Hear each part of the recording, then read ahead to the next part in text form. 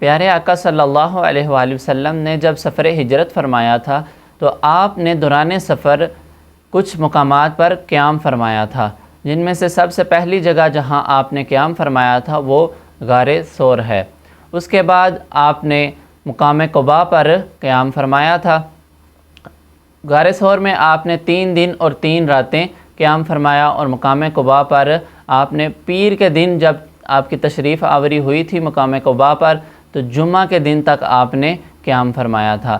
تو اسی قیام کے دوران نماز جمعہ کی فرضیت کا حکم آیا، تو آپ صلی اللہ علیہ وآلہ وسلم نے اسلامی تاریخ کی پہلی نماز جمعہ اسی مقام پر ادا کی، اور اسی مقام پر ایک مسجد تعمیر کر دی گئی جس کا نام مسجد جمعہ رکھا گیا، اور زائرین آج بھی اس مسجد کی زیارت کرنے کے لیے جاتے ہیں۔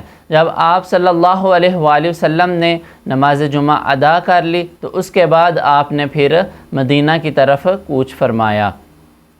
تو جمعہ کی نماز کے، جمعہ کے دن کے بے شمار فضائل ہیں، جس کے بارے میں حضور نبی کریم صلی اللہ علیہ وآلہ وسلم نے ارشاد فرمایا کہ جب جمعہ کا دن آتا ہے تو نماز جمعہ کے وقت تو فرشتے مسجد کے دروازے پر کھڑے ہو جاتے ہیں۔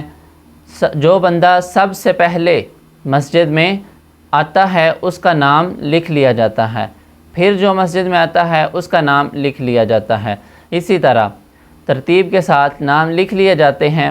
جو بندہ سب سے پہلے مسجد میں آتا ہے اس کے لیے جو اجر لکھا جاتا ہے وہ 1 اونٹ صدقہ کرنے کے برابر اس کے لیے اجر لکھا جاتا ہے۔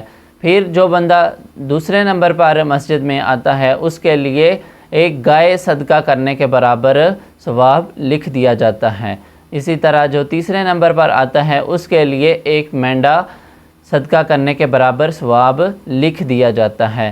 پھر جو بندہ تشریف لاتا ہے، جو بندہ آتا ہے اس کے لیے مرغی صدقہ کرنے کے برابر ثواب لکھ دیا جاتا ہے۔ پھر انڈا صدقہ کرنے کے برابر ثواب لکھ دیا جاتا ہے۔ پھر جب امام خطبہ دینا شروع کر دیتا ہے تو فرشتے اس نامہ اعمال کو بند کر کے امام کا خطبہ سننے کے لیے تشریف لے جاتے ہیں۔ تو اللہ رب العزت کی بارگاہ میں دعا ہے کہ اللہ رب العزت ہمیں عبادت میں، نیکیوں میں بڑھ چڑھ کر حصہ لینے کی توفیق عطا فرمائے، نیکیوں میں، عبادت میں جلدی کرنے کی توفیق عطا فرمائے۔ وما علینا الا البلاغ۔